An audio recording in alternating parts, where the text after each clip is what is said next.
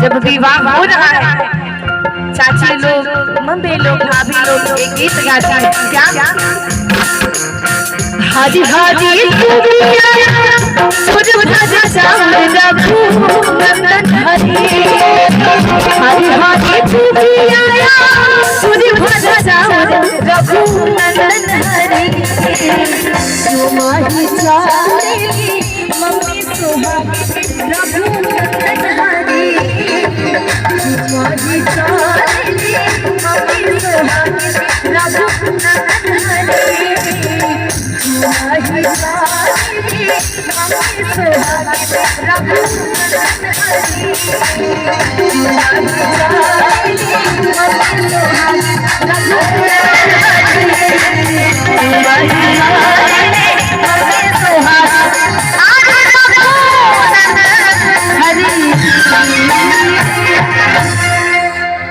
आप सभी से निवेदन करेंगे कि अगर थोड़ा सा भी हम सभी की प्रस्तुति अच्छा लगे तो तालियों से आशीर्वाद दीजिएगा। अच्छा लगा तो तालियां लगा दीजिए।